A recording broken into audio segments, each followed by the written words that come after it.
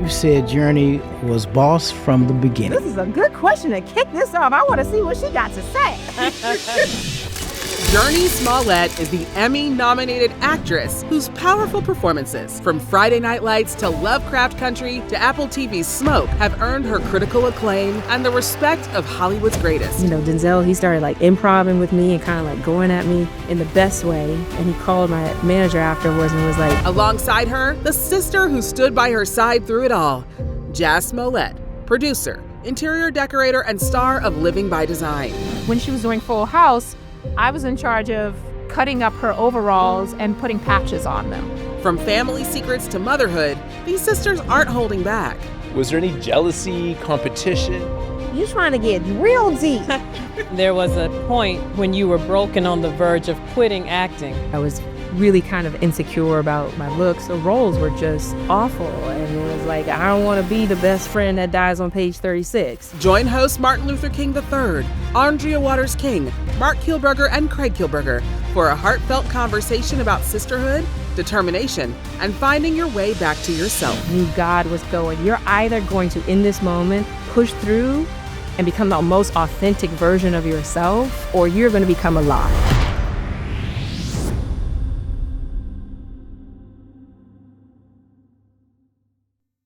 Welcome to My Legacy. Our guest today is Jurnee Smollett, an Emmy-nominated actress whose work has consistently centered stories of resilience and resistance. Jurnee, we're so honored to have you here with us today. And as always on this show, our guests bring someone meaningful along for the conversation. Jurnee, would you please do us the honor of introducing your plus one for today?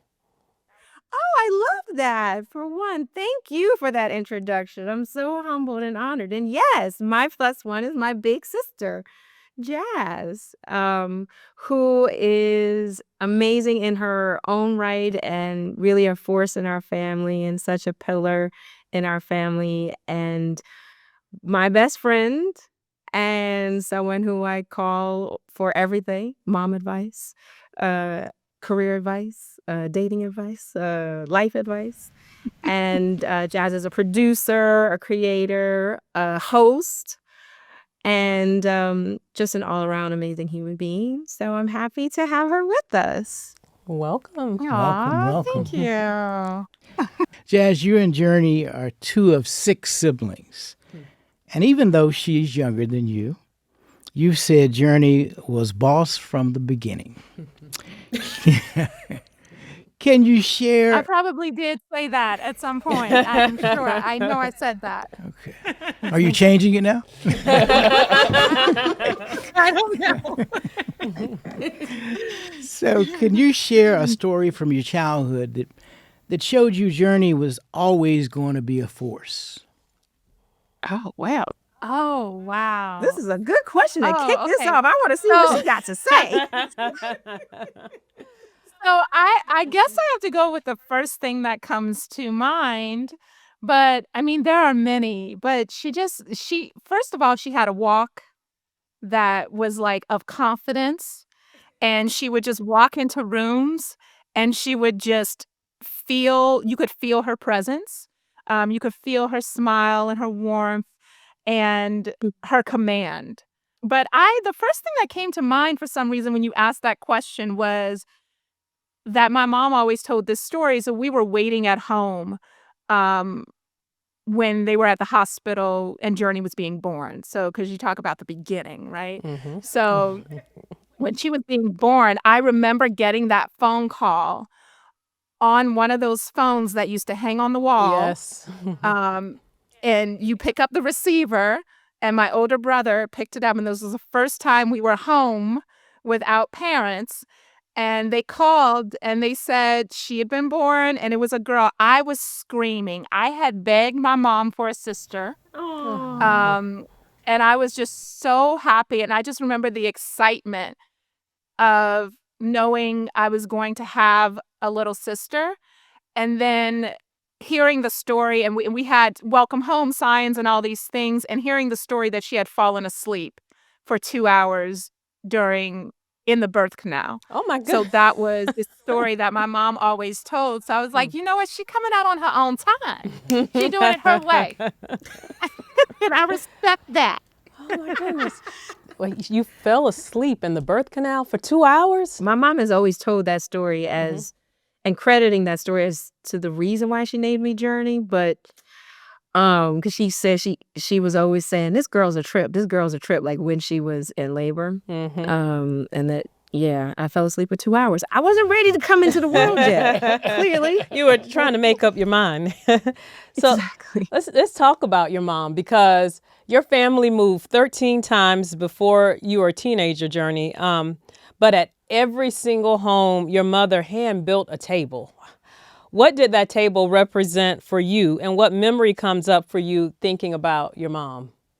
Oh, that's such a beautiful question. You know, it's funny. We have actually talked a lot about this table. We even have a cookbook called The Family Table. She read the family table because I know. I'm like, she getting these stories from the family table. We do our homework around here. Yes.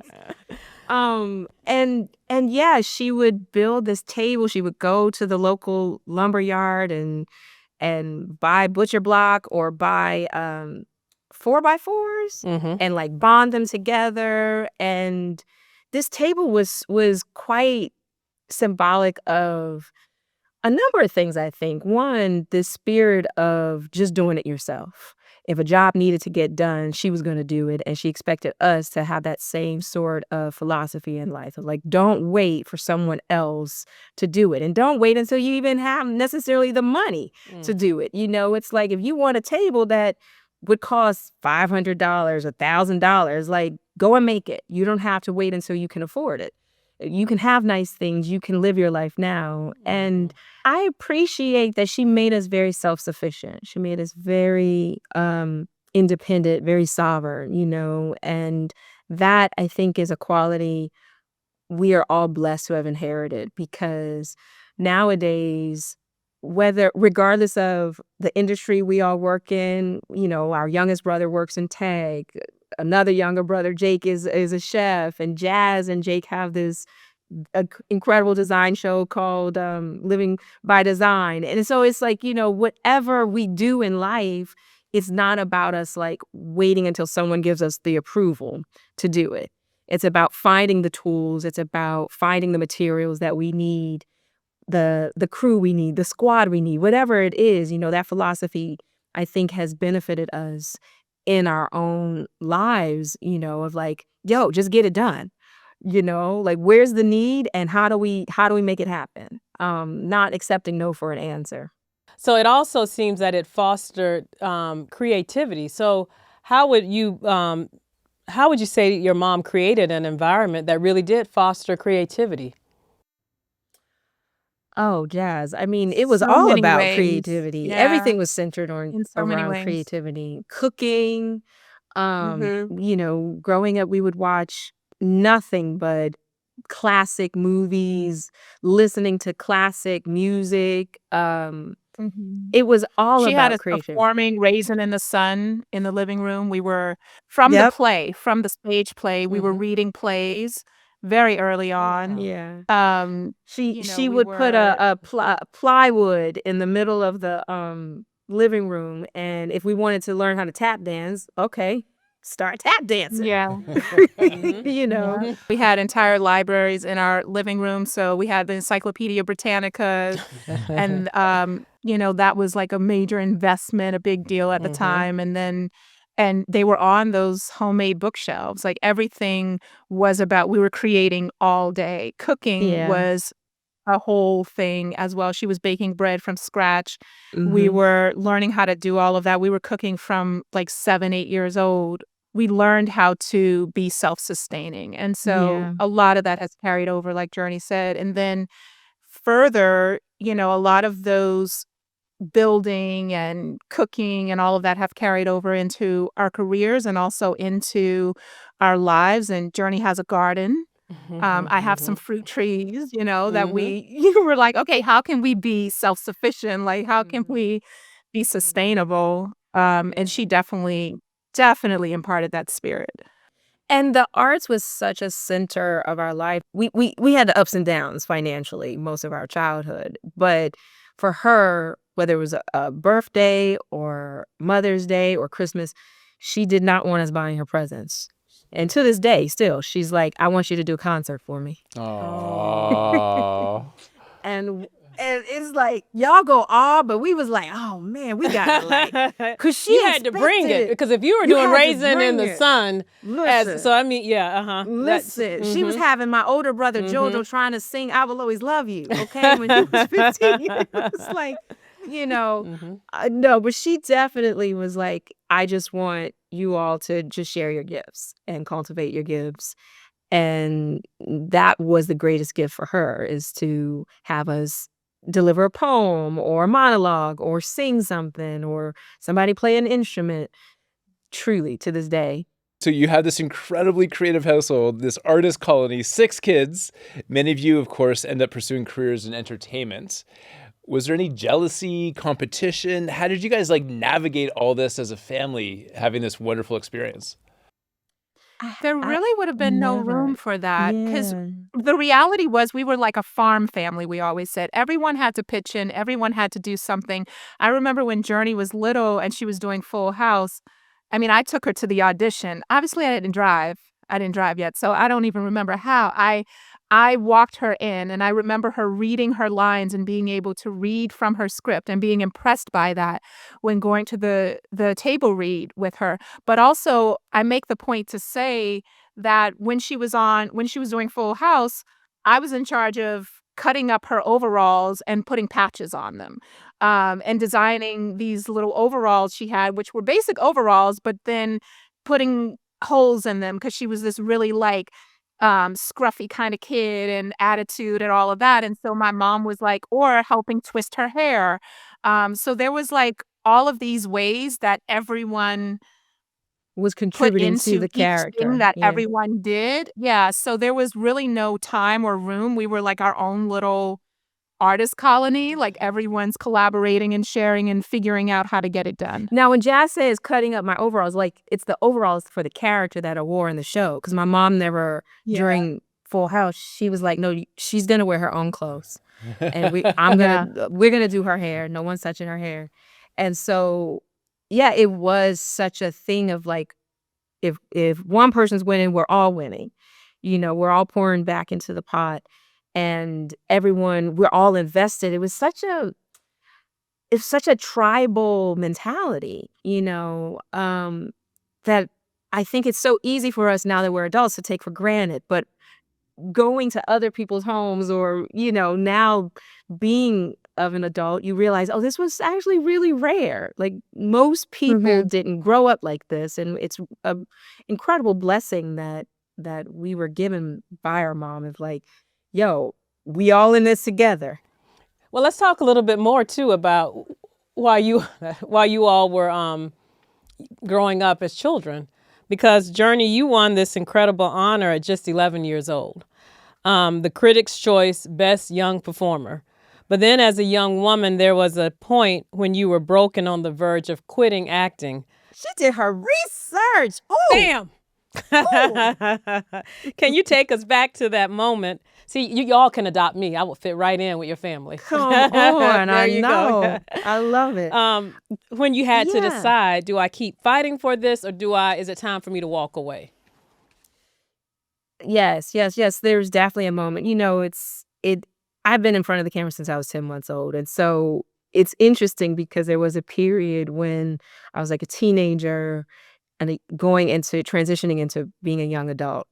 I broke out with severe acne. I was really kind of insecure about my looks and stuff like that. But then also the roles were just awful. And it was like, I don't want to be the best friend that dies on page 36, And my mom had ingrained in me like this real standard of excellence and what it takes to be a great, and I was looking up to, the Cicely Tysons, the Katharine Hepburns, the Diane Carrolls, and I'm going, they wouldn't take these roles. And so in addition to being very creative, our mom is very political.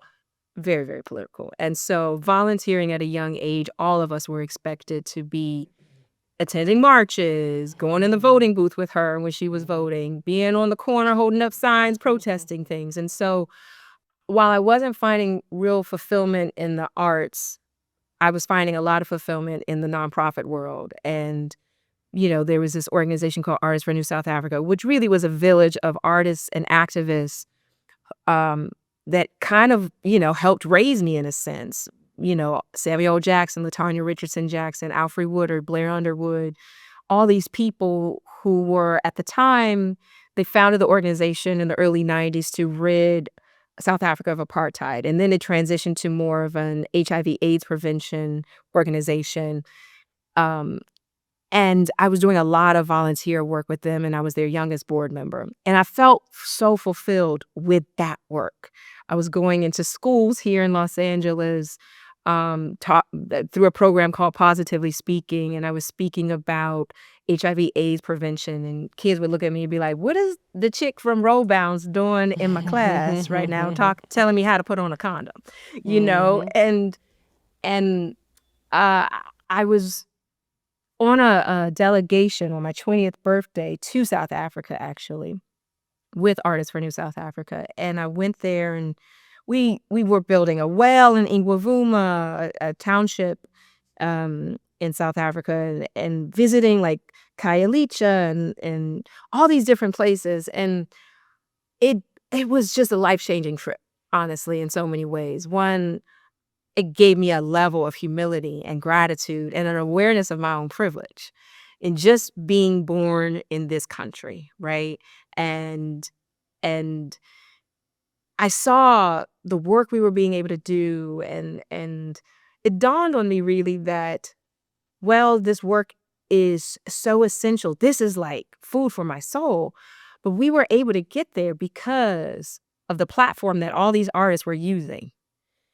And they were using their platform to be able to contribute to a bigger cause than themselves, right? And I thought, well, if God's given me a gift, how dare I not use that, right? And interestingly enough, when I came back from that trip, I was sent the script for Great Debaters. And I think it was probably 3 or 4 days after I got back from that trip. And I was like, okay, God, I'm on a mission. And I was actually staying with Jazz. Jazz was going to NYU.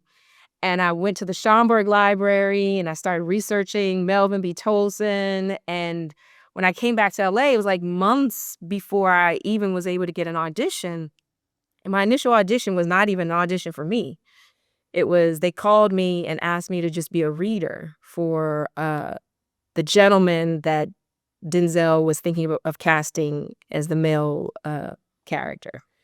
And they just needed a reader to read with it. But I was like, okay, this is my opportunity. And I had researched so much of the story and stuff. And, Denzel, he started like improvising with me and kind of like going at me in the best way. And he called my manager afterwards and was like, she's an incredible actress. And from that moment on, I was like, this is no doubt, even in the ups and downs, I know this is a part of my calling, and I've never doubted it since. Scrolling won't change your life, but subscribing just might. We're sharing real stories, hard-won wisdom, and unforgettable lessons that stay with you long after the screen goes dark. Tap that button and stay connected to conversations that truly count. Jazz, I want to ask you about your calling, because you've been an actor, producer, chef, designer, host, author, and entrepreneur. When so many people just want to stick with what's being comfortable, you've done the opposite. Why is it so important to you to keep on challenging yourself in the way that you continue to do? I love the spice of life. I love variety. I don't like getting bored. I like learning and growing and having my hands in a lot of things. And I feel like at heart, like my base, I'm a producer first, because I love pulling people together. I love when we would watch those musicals that Jurnee mentioned when we were growing up. I always drew to the person. I love the person who'd say, hey, kids, let's go put on a show. And then they'd get everyone together and they'd make it happen. I love being the person who can make things happen and take all of the creative components of a project and pull them together. But I also love humanity and I love working with people. So at the core of what I do, my passion, my purpose is connecting people in spaces of joy and storytelling and real connection. So I don't like false, connections. I don't like surface stuff. I like going deep. And so when we do our show, my brother and I, Living by Design, we host and produce that show as well. It's really important to get into the minds of the clients who we're redesigning for, to really know how to bring out what they want in their space and really make their space feel like a sanctuary to them and make it reflective of who they are. So when anyone walks into their space, they're like, oh, this is definitely them. I see their heart. I see their soul. And you're putting that into practice with your show, of course, Living by Design, that you just referenced with Jake, helping millennial families create dream spaces without breaking the bank. So, all right, we have a lot of millennials that watch the show and listen to us. What are a couple things, best top tips from Jazz here in terms of what you can do to help spruce up that house when money is tight? Yes. So first thing I always tell people is a new coat of paint. If your space has not been painted in a while, you need to get a fresh coat of paint, whether you're changing the color or whether you're just putting a fresh coat of the color you have. It immediately brightens the space. It immediately makes it feel fresher and newer.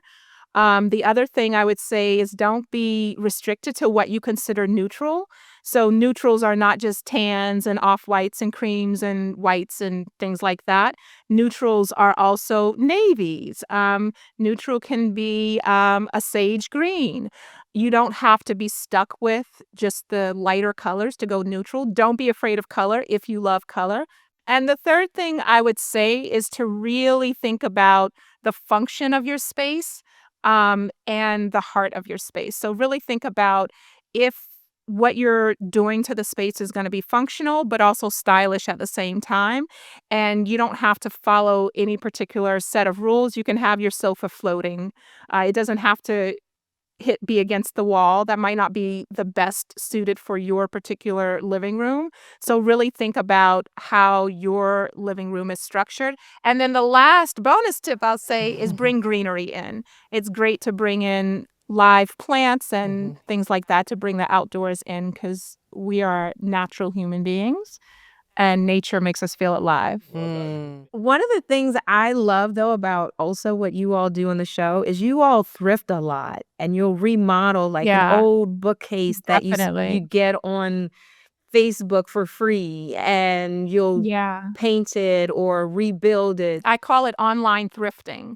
So a lot of it, because our budgets are also tight, we do a lot of online thrifting. So gently used items that you can either refurbish, which, one more story, I do remember Jurnee's high chair when she was little was off the street and our mom sanded it down and she repainted it a royal purple.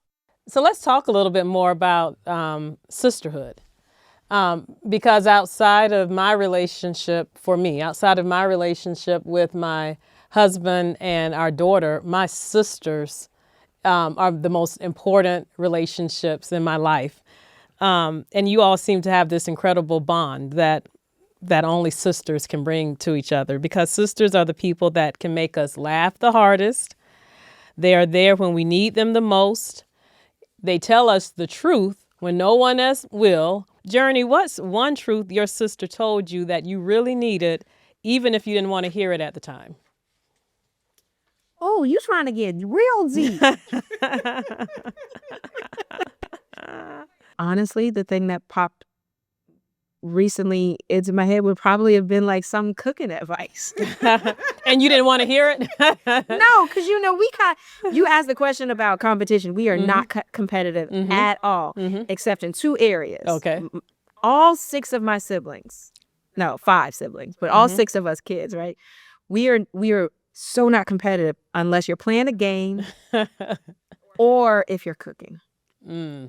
Jazz will come in there and she will taste a dish and be like, you gotta put more seasoning in this. No, This I've is what gotten better with that. I've tried to get so much better. No, Jazz is notorious for being the ones who go and grab a spoon, and you got to be like, it's not done yet. Yeah. Like, stay out the kitchen. Stay out the pot. Like Stay that's out what we the say. pot. That's what we say to each other. Don't get in my pots yet. So now, Jazz, look. Now the same question to you. Most times I do appreciate it, but there's definitely those little bits of advice of like, well, you're going to have to let that go. Like, I think a recent one was probably about motherhood. It was something I was feeling guilty about, something I was like, like, oh, but I'm not able to do this. Or like, as far as like, Yeah. oh, I wasn't able to fix the situation for her, for my daughter. Or I wasn't able to, I was working on set this particular day, and my daughter was with me, and I couldn't take her to a specific thing, and my sister took her. I brought Nyla out to New York, and Jazz was shooting Living by Design recently, and I brought her out, and I brought Hunter, my son, and Jazz had scheduled a day that she was supposed to be off.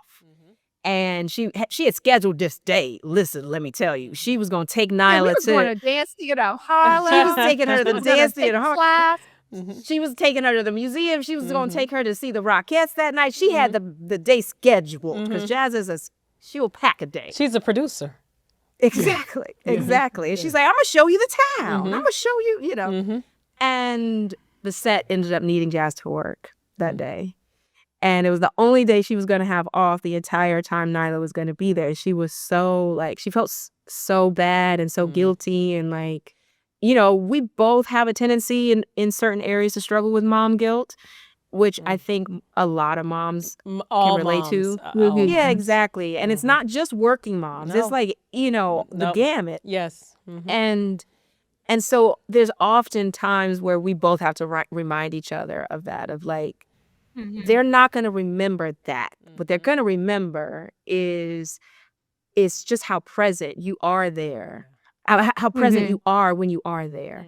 And she's going to remember seeing her mom be this boss on set. And she's going to remember, how intentional her mom is and how inquisitive her mom is. And if there's one time that her auntie has to take her to the dance class and her mom couldn't, she going to be fine.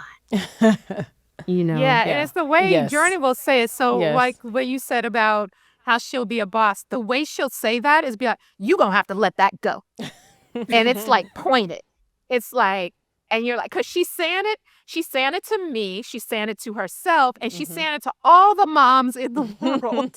In that one, like, it's the thing, the thing of like, and so it hits you like, I know, but I feel guilty. Like, and you're like, that's true. And at the exact moment, you may not want to hear it, but it's not that it's horrible to hear. It's just like, oh, I know. So you both have had this incredible success. But oftentimes we learn more when things don't go as we planned. I want to ask you both about a moment of failure that became one of your greatest teachers. Honestly, there was a moment I had a few years ago. It was COVID, and I was shooting. I was shooting overseas, and because of COVID, at the time, if you remember, like, you had to quarantine, and so the studios were doing this process where you would quarantine for 14 days, and then you could be on set, and so it was the holidays, and it was probably a really, really low time for me because it was the first time I had to send my son back to the States and couldn't be there for Christmas. I mean, I was devastated and I felt really depressed, honestly, and like, this just is not how life is supposed to be. And it was in that moment, I'm sitting, and it's wild because God will give you so many gifts and so many blessings, right? But there's still those moments of humility where you got to go, all right, I'm leaving it all at the altar, God. What you need now? You need me to dig deeper? Where we going? And just trust. And your faith is really tested because you're like, wait, but this is what I've worked so hard to have. And yet it still feels empty. And it still feels like, wait, this is not how life is supposed to be. Like, I imagine family would be a certain way. And I imagine, when you get married and you think it's going to last, it's like all these things didn't actually work out the way I thought it would. And so I'm in this house by myself and can't leave and feel guilty for even feeling that, because you're like, you too privileged. There's people in the world that's like, their life is really struggling. And I was talking to one of my coaches, actually, one of my acting coaches, and he said to me, he was like, when's the last time you read Danny and the Deep Blue Sea? It's one of my favorite plays. And my coach, he feels like everything is solved with art. And so I went and I printed out a bootleg copy of the play and did the play to an audience of no one but myself. And there was something about that moment that I knew God was going, you're either going to, in this moment, push through and become the most authentic version of yourself and lean into your gifts and lean into what calling I have on your life, or you're going to become a lie. Thank God brought me out of it. And that moment, I've poured into my art. I've used it in so many moments. I've called on it in so many moments, because I do believe I'm drawn to these kind of characters where you do have to make a sacrifice. You do have to leave something on the altar, and they do require a lot of me, and it requires me to go to these dark places. But I also feel like God wants me to portray these emotions on screen so that it could be healing for someone else, because I think art is healing. It makes us feel less alone. Like that play in that moment made me feel less alone. It made me feel like, oh, my experience is not unique to me. It's universal. And failure is just an opportunity to get back up.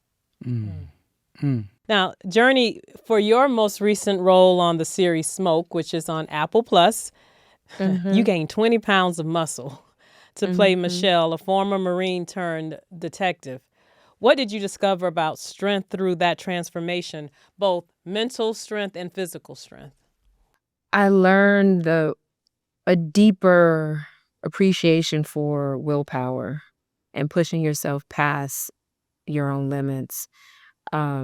I never thought I'd be able to become as strong as I became. And I give credit to my trainer, Jeanette Jenkins. Shout out to Jeanette. But I just, physically felt stronger than I ever have. And I think there was something that happened to my body after I gave birth to Hunter. My limbs were kind of like all wobbly, and it was really a new body I had. And I went through this period of kind of grieving my old body and grieving my old self, which unfortunately I don't think we talk about enough as women. We don't share that. It's like kind of taboo. And it's like people would comment about the snapback, and you like, wait, that's not the goal, because I actually don't feel healthy right now, and I was like doing fight scenes on Lovecraft and like going off and trying to like pump, in between setups. And I remember just not feeling still in my body, And I think there was something about this training session that I embarked on with Jeanette where it wasn't about how I looked. It wasn't about, trying to snap back or have any sort of, sizes or anything like that. It was truly about just being strong. And it made my character better. It made me understand her more. Them Marine workouts, like, they are no joke, And Jeanette pushed me so hard where I was able to literally, like, I was so excited when I could lift my own weight. And then she got me to the point where I could lift double my weight. And I was like, oh, there is literally nothing I can't do, like that's just where your mind goes, the human willpower that we're given, we think this is the ceiling and it's actually not. And once you press through that and, I have an incredible support team. It was hard though. Like the pain of that and like the hours, and then you still trying to be mommy, and Hunter once said, so I started incorporating Hunter in my workout. Kettle swings with him. All the time. He would be, mommy, let's do some squats. And I would just put him right in front of me and like hold under his legs and squat him, and I think, that's now evolved into something beautiful where he and I now work out together, and he's so athletic. He's always been that way, but it's like another way for us to bond. But yeah, it was important for the character to do justice to the character. Okay, so motherhood. We could do a whole segment just on motherhood, and I know we've been talking about these defining moments in your lives. Both of you all are mothers, and Jurnee, you wrote something beautiful about Jazz on Mother's Day, and so I'm going to read it. Motherhood has been the most soul-expanding, purpose-filled role of my life, and to walk this journey side by side with my sister, that's been one of the greatest blessings. We've grown, learned, and loved deeply together. But this question is going to be to Jazz. What do you admire most about Jurnee as a mother? Oh, I love that. Something I admire most about Jurnee as a mother is her ability to get in there with Hunter. She mentioned he's really athletic, and she'll be out there playing with him on the basketball court tirelessly. I admire that she's a boy mom because it seems like a whole different beast to me. It is. I admire her intentionality and her ability to mostly like keep things in perspective, to not get swallowed up by motherhood, if that makes sense. So I don't know if that's about motherhood. It is, though, about motherhood. It is, yeah. Because I always admire her ability to love Hunter and to be present with him, but not get swallowed up, and to remain true to her passions and her life and her loves and all the facets that make her a full woman. I admire how she steps into her womanhood in motherhood. Jurnee, we have a connection that many people perhaps don't know about, I'm sure. When you were 12 years old, you were in a film called Selma, Lord Selma, and played the character of a friend of mine, Cheyenne Webb Christberg, who became a friend of my father's. In fact, was the youngest, probably one of the youngest persons who marched from Selma to Montgomery. But my sister Yolanda played your teacher. Yes. What do you remember from that experience? One, how much I love your sister, and the friendship that we established, not just during Selma, Lord Selma, but into my adulthood. I would call her all the time and ask for advice, or, she was such a phenomenal spirit, I do remember shooting the Bloody Sunday scene, and it was actually truly impactful on me. My mom in those moments whether it was Eve's Bayou or Selma, Lord Selma, these were obviously adult-heavy topics, although Selma was made for kids, I think. But it's still, we went to places that were dark, and heavy for a 10, 11, 12-year-old. And I remember being so shooken up by that scene, like they had the tear gas and the dogs and the police officers who were like beating folks up. And I remember talking with your sister a lot about that, of like just the disbelief I had that, our people survived this, come from this, My mom grew up in the South. And we grew up hearing stories about our grandmother working for white folks and cleaning the homes of white folks, and how disrespectful they were, and they didn't appreciate her. And she wasn't even given a stool to sit on throughout the day. They expected her to stand for the entire time, and just like the treatment that they grew up having to deal with. I can't tell you how many people still tell me how much they love that movie, and oh, I grew up watching Selma, Lord Selma, and so I'm grateful to have been a part of that project, because I think it was very special. And obviously being able to be a part of anything with you and your family, your lineage and your legacy, your incredible father, incredible sister, incredible family is still, it's an honor for me.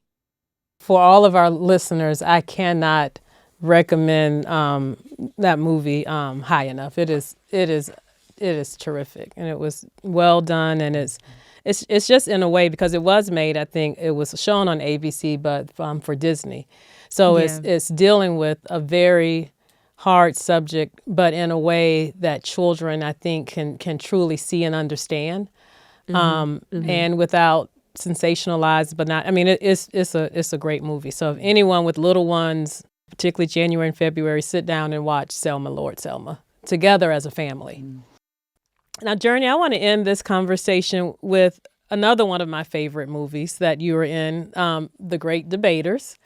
Talked about it a little bit earlier, and it's based on a true story of a 1930s debate team from Wiley College, right, in Texas, which is a historically black university, a black college, fighting to compete against elite white universities.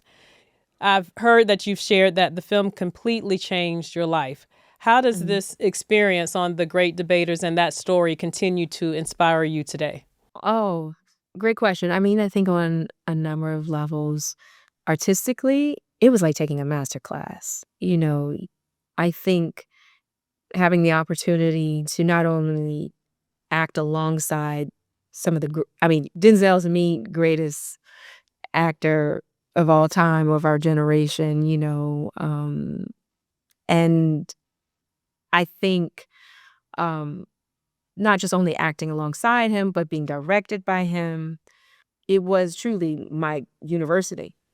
And I had my little notepad every day. I was writing down all the things he said. And there were so many tools he gave me and things that I put in my back pocket that I still use to this day in my approach to the craft and my approach to building character. Things like not over-rehearsing, but rehearsing, knowing everyone's lines, studying the great writings of our time, all the way back to Shakespeare. He had us actually doing Shakespeare in debate camp. And there was just, I think, the biggest blessing he gave us was, he would say all the time, trust your instincts. Trust your instinct. How would you do it? How would you say it?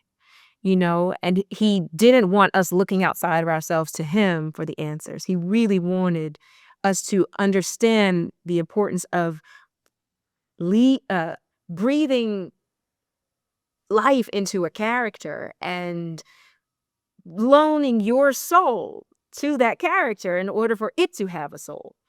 And not try to copy him, Yes, there are tools. There's ways of approaching story and building a biography, knowing everything about your character when you step on set. What kind of sheets does she sleep on? What does she eat for breakfast? So I think it really is it definitely was a turning point for me with my craft. I think there were a few projects like that where it's like, oh man, when you work with the greats, I've been fortunate enough to work with some of the greatest actors of all time, let alone, of our time, but literally of all time. Well, Jurnee, Jazz, thank you, both of you, for reminding us that legacy isn't built on stages or screens. It's built around kitchen tables, even those handcrafted by mothers who believed in something bigger. It's built in ways that 6 siblings learn to lift each other up. It's built in the choice by keep on reinventing yourselves, by fighting for justice, and also walking through the journey of motherhood.